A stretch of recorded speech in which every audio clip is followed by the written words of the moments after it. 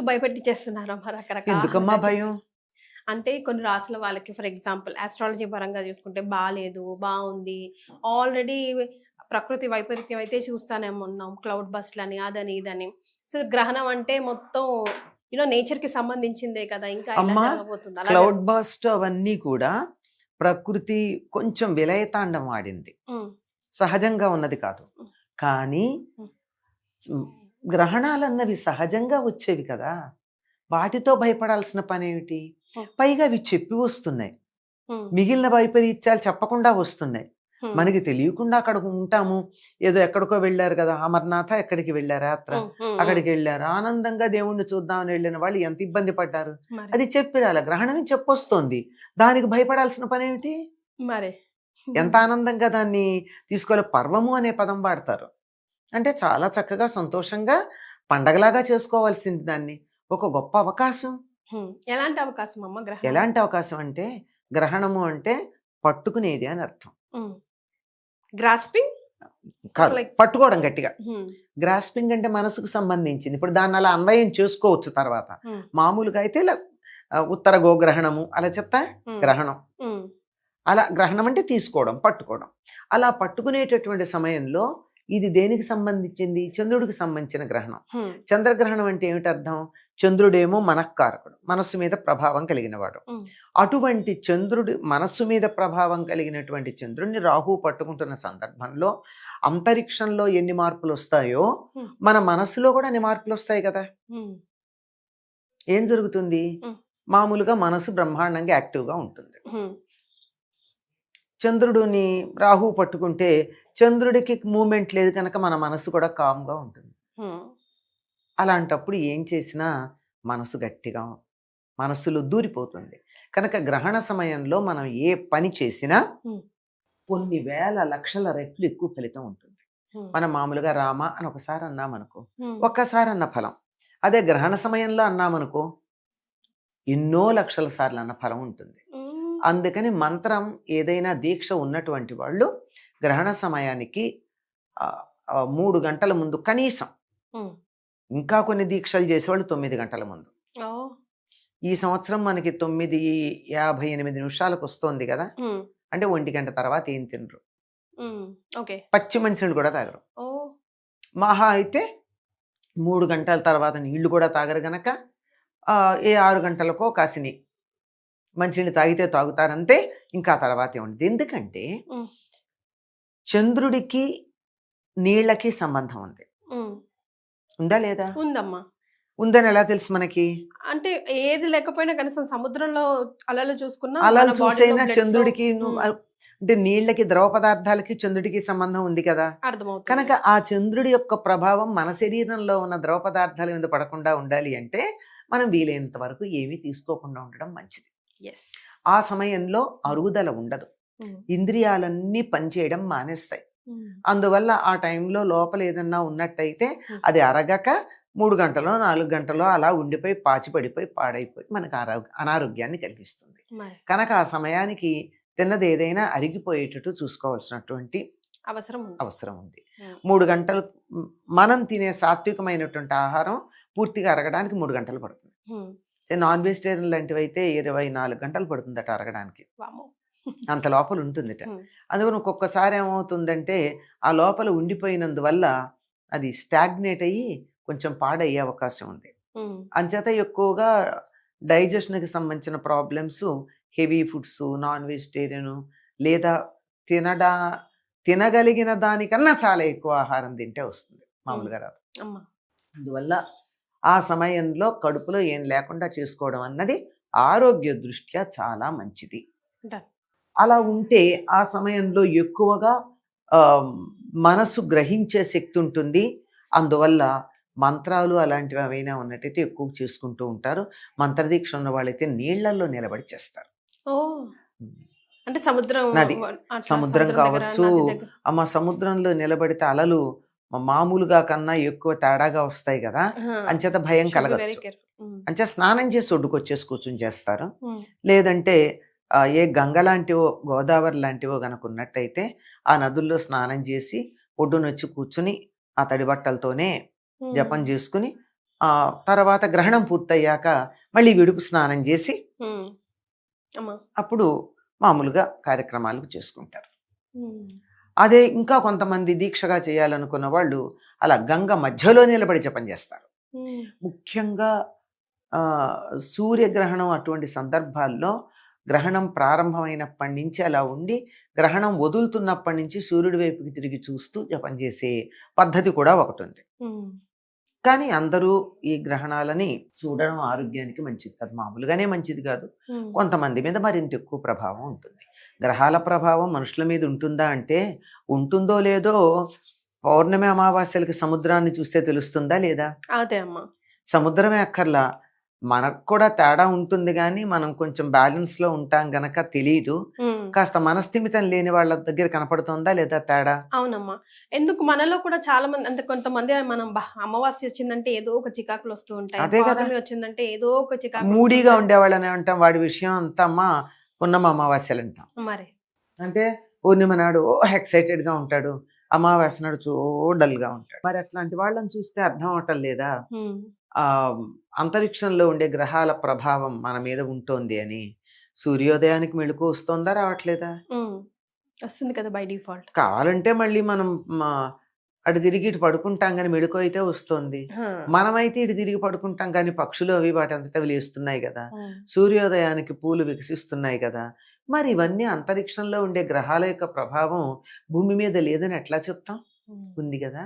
ఆ ఉండేదాన్ని మనకు అనుకూలంగా మలుచుకోవడం కోసమే ముందుగా ఎప్పుడు గ్రహణాలు వస్తున్నాయి మొదలైనవి తెలుసుకుని ఆ సమయాన్ని మనకు అనుకూలంగా మార్చుకుంటాం. ఎస్. అంటే బట్టు విడుపు స్నానాలు మస్టా అమ్మ? ఎవరెవరు చేయాలి, ఎవరెవరు చేయకూడదు? అండ్ మధ్యరాత్రే మళ్ళీ ఇంటిని కానీ లేదంటే దేవుడు గదిని కానీ క్లీన్ చేసుకోవాలా? ఉదయం సూర్యోదయం వరకు వెయిట్ చేయొచ్చా? ఎవరెవరు పట్టు విడుపు స్నానాలు చేయాలి అంటే ఎవరైతే ఆ సమయాన్ని సద్వినియోగం చేసుకుని సాధన చేద్దాం అనుకుంటారో, ఏదైనా మంత్రం ఉందనుకో, చెప్పాగా కొంతమంది నదుల్లోనే ఉండి చేస్తారని, అవునమ్మా. మనం అంత దాకా వెళ్ళలేము. అసలు ముందు అంత అదృష్టం ఎక్కడుంది మనకి? మరే నదులు అలాంటి మన చెరువులు ఉన్నాయి కానీ కాళ్ళు పెట్టడానికి కూడా పనికిరాని చెరువులు మనవి. అయ్యో, ఇక్కడ క్రాస్ అవుతుంటేనే ఇట్ట పోవాలి. అదే కదా. అంచేత మనం మామూలుగానే స్నానం చేసి చక్కగా దేవుడి దగ్గర దీపం పెట్టుకుని హాయిగా మనకి నచ్చినటువంటి లేదా మనకెవరైనా గురువులు మంత్రం ఇస్తే ఇవ్వచ్చు, ఎవ్వరు ఇవ్వకపోయినా చేయదగిన మంత్రాలు 2 ఉన్నాయమ్మా. ఒకటి శ్రీరామ అనేది, ఇంకొకటేమో నమశివాయ అనేది. ఆల్ ఆఫ్ సడన్ ఇప్పుడు నేను అనుకున్నాను, అందరూ చెప్తున్నారు కదా, ఇప్పుడు అమ్మ చెప్పారు కదా, నేను ఈ టైంని సద్వినియోగం చేసుకుంటాను అని చెప్పి స్టార్ట్ చేయొచ్చు అమ్మ? చేసేయచ్చమ్మా. ఓకే. హాయిగా మీకు ఇష్టదైవం శివుడైతే నమశివాయ అని, ఇప్పుడు ఓం మొదలైనటువంటివి ఏమన్నా చేరిస్తే మాత్రం అప్పుడు గురువు దగ్గర ఉపదేశం కావాలి. అందులో ఏం లేదు కదా, చక్కని పంచాక్షరి నమశివాయ చేసుకోవచ్చు. లేదు హాయిగా శ్రీరామ అని చేసుకోవచ్చు. శ్రీరామ రామ రామేతి రమే రామే మనోరమే సహస్రనామ తత్తుల్యం రామనామ వరానని అని చెయ్యొచ్చు. లేదా శ్రీరామ జయ రామ జయ జయ రామ, చాలా గొప్ప మంత్రం. తులసీదాసు 13 లక్షలు చేసేటప్పటికి రాముల వారి దర్శనం కూడా అయింది దానికి. అంత మంచి మంత్రం. అలవాటు ఉంటే లలితా సహస్రనామం చదువుకోవచ్చు, లేదా విష్ణు సహస్రనామం చదువుకోవచ్చు. ఏది లేకపోతే చక్కగా స్నానం చేసి అలా కూర్చుని ఏమీ వద్దండి, ఒక్కసారి దైవాన్ని తలుచుకొని కళ్ళు మూసుకొని ధ్యానం చేసుకోండి. ఏమైనా చేయొచ్చు. ఏం చేసినా ఎన్నో రెట్లు ఫలితం ఉంటుంది గనక చక్కగా చేసుకోవచ్చు. మరి మీరు స్నానాలు అన్నారు, ఎవరైతే ఇట్లా ఈ అవకాశాన్ని అద్భుతంగా వినియోగించుకోవాలనుకున్నారో అట్లా చేయొచ్చు. లేదంటే కాళ్ళు చేతులు కడుక్కుని ఒకసారి దండం పెట్టుకుని తలుచుకోండి. పిల్లలైతే అలాంటివి చేయాల్సిన పనే లేదు, వాళ్ళు హాయిగా పడుకోవచ్చు. కాకపోతే వాళ్ళకి 6 లోపల అన్నం పెట్టేసి పడుకోబెట్టండి అంతే. స్నానం కూడా లేచాక చేయొచ్చు, అప్పుడే చేయాలని నేను నియమం లేదు. అంటే పాచి ఒక మైల అంటుకున్నది గనక దాన్ని వదిలించుకుంటాం అంతే, అంతకన్నా ఇంకేం లేదు. మీరు అన్నట్టు ఇళ్ళు కడుక్కోవడాలు, దేవుళ్ళు కడుక్కోవడాలు అవన్నీ ఉన్నాయి. అర్ధరాత్రి ఏం చేయక్కర్లేదమ్మా, పొద్దున్న చేసుకోవచ్చు. సూర్యోదయం తర్వాత సూర్యోదయం ఎప్పుడు లేస్తే అప్పుడు. తెల్లారుదామని 4ంటికి లేచే అలవాటు ఉన్న వాళ్ళు 4ంటికి చేసుకోండి, ఎప్పుడు లేచే అలవాటు ఉంటే అప్పుడు చేసుకోవచ్చు. సో అస్సలు చేయకూడని పని గ్రహణం టైంలో? గ్రహణం టైంలో తినకూడదమ్మా, తాగకూడదు, తినకూడదు, తాగకూడదు. ఏవైనా కొన్ని కఠినమైన పనులు అంటే కత్తులతో పనిచేయడం అలాంటివి చేయకూడదు. షార్ప్గా ఉండేటటువంటివి కొట్టడాలు అలా అవి చేయకూడదు. వివాహం అయినటువంటి వాళ్ళు బ్రహ్మచర్యం పాటించాలి. సో ప్రెగ్నెంట్ ఉన్న ఆడకూతుర్లని మాత్రం ఈ వీడియోస్ చూసి గ్రహణంకి సంబంధించి మస్తు భయపడుతున్నారు కదమ్మా. అసలు మినిమం బేసికల్గా ఆఫ్ కోర్స్ అందరికీ తెలుసు కదలకుండా పడుకోవాలి అలాగా. సో వాళ్ళు ఒక్కసారి గుర్తు చేద్దాం ఏం చేయాలి ఏం చేయకూడదు. గ్రహణంలో ఉన్నటువంటి గర్భవతులైనటువంటి ఆడపిల్లలు వీలైనంత వరకు ఇనుము ఒంటికి తగలకుండా చూసుకోండి. ఓకే. అంటే చాలా మందికి సేఫ్టీ పిన్స్ మంగళసూత్రాల్లో పెట్టుకునే అలవాటు ఉంటుంది, అదొద్దు. అలాగే బ్లౌజెస్ కి వాటికి ఇనప బటన్స్ మెటల్తో ఉన్నటువంటి సేఫ్టీ పిన్స్ పెట్టుకోవద్దు.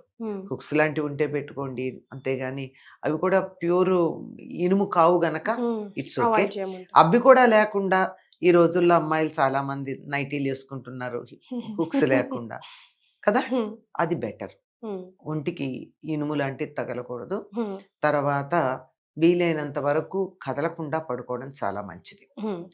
ఆహార నియమాలు ఎలాగో ఉన్నాయి, ఇవన్నీ కూడా గర్భవతులు, బాలింతలు, చిన్నపిల్లలు, రోగులు, వృద్ధులు వీళ్ళకన్నీ కన్సెషన్స్ ఉన్నాయి. అంచేత తినకుండా ఉండలేము, గంటకి తినందే లోపల బిడ్డ బాధపడతాడు అని కనుక అనిపించినట్టయితే ఆ సమయంలో తేలికగా ఉండే పాల లాంటివి తీసుకోండి, కానీ ఘన పదార్థాలు తీసుకోకండి. పాలు ఇంకేం రకరకాల ద్రవాలు తాగుతారు కదా, ఏవో ప్రోటీన్ వేసుకుని ఏవో సంథింగ్ కొంచెం ఎక్కువసేపు అడుగుండేట్టు ఘన పదార్థాలు కాకుండా తాగేసి పడుకుంటే సరే. ఆ పడుకునేది కూడా అస్తవ్యస్తంగా ఎడాపెడా పడుకోకుండా అది. ఎందుకంటే చంద్రుడికిను నీళ్ళకి సంబంధం చెప్పాం కదా. గర్భవతి లోపల ఉండేటటువంటి శిశువు ఎందులో ఉంటాడు, ఉమ్మ నీరులో ఉంటాడు. ఆ ఉమ్మ నీరు మీద కూడా ప్రభావం ఉంటుంది కదా. అంచేత అది అల్లకల్లోలం కాకుండా అయోమయంగా కాకుండా మనమేమో కదులుతూ ఉంటే అది ఒక డైరెక్షన్లో వెళ్ళి అంతరిక్షంలో ఉండే రేస్ వల్ల అది ఇంకో డైరెక్షన్లోకి వెళ్ళి అది కొంచెం ఇబ్బంది పడుతుంది. అలాంటి ఇబ్బందులు కలగకుండా ఉండేటట్టుగా చక్కగా కదలకుండా పడుకోండి. ఇంతకు మించినటువంటి పెద్దగా పాటించాల్సిన నియమాలు ఏమున్నాయమ్మా, కానీ ఇదే చాలా కష్టమైంది. త్వరగా తినేయండి. ఇంకా చాలా అదృష్టం ఈసారి, రాత్రి దరిదాపుల్లో 10 గంటలకు వస్తోంది అంటే సగం నిద్రపోతుంటాం, సగం అసలు ఆ తర్వాత ఆ సమయంలో తినే సమయం కూడా కాదు కనుక దానివల్ల సమస్య లేదు. అమ్మ నిల్వ వస్తువుల్ని గరికతో మనం గరిక కన్నా దర్భతో మనం నిల్వ వస్తువుల్లో వేస్తూ ఉంటాం, ముఖ్యంగా ఈ గ్రహణాలు అప్పుడు. ఎందుకని అమ్మా? దర్భకు అటువంటి శక్తి ఉందమ్మా. సహస్ర పరమాదేవి శతమూల శతాంకుర సహస్రగం హరతు మే పాపం దూర్వా దుస్వప్న నాశిని అని దూర్వ గురించి చెప్తారు, అంటే దర్భ గురించి. దర్భ దొరకని సందర్భంలో గరికైనా సరే ఏమిటంటే అది నాకు 1000 రకాలుగా నా పాపాలు పోగొడుతుంది. శతమూల శతాంకుర, అది శతమూలం అంటే దాని మొదలు వందల మొదళ్ళు ఉంటాయి, 100 చిగుళ్ళు ఉంటాయి. అంచేత పూర్తిగా దాన్ని తీసేస్తే కూడా ఇంత ఎండిపోయిన మొండె ఉంటే కూడా నీళ్లు పడంగానే చిగురిస్తుంది. అది దానికి ఉన్నటువంటి లక్షణం. దీనికి ఉన్నటువంటి ఈ లక్షణం మామూలుగా అది బాగా పెంపొందుతుందనే అర్థంలో ఉన్న వాస్తవంగా ఏమిటంటే దర్భకి అల్ట్రావైలెట్ రేస్ ని అడ్డుకునే శక్తి ఉంది, దాని ప్రభావం రాకుండా. ఈ దర్భ వేసిన నీళ్లు, దర్భ వేయని నీళ్లు రెండు అలా పెట్టి గ్రహణ సమయంలో ఆరుబయట కనుక ఉంచినట్టయితే వాటికి ఉండేటటువంటి ఆ మూమెంట్ ఏదో ఉంటుందో లోపల ఉండే మాలిక్యులర్ మూమెంట్, దీనిదేమో దర్భ వేసిన దాంట్లోనేమో ప్యాటర్న్స్ చక్కగా సిస్టమేటిక్ గా ఉంటాయట. అవతల దర్భ వేయకుండా ఆ గ్రహణ నుండి వచ్చే కిరణాలు పడ్డ నీళ్లల్లో అవన్నీ హ్యాఫజార్డ్గా ఉంటాయి, అస్తవ్యస్తంగా. ఇది మనం గమనించి చూడొచ్చు.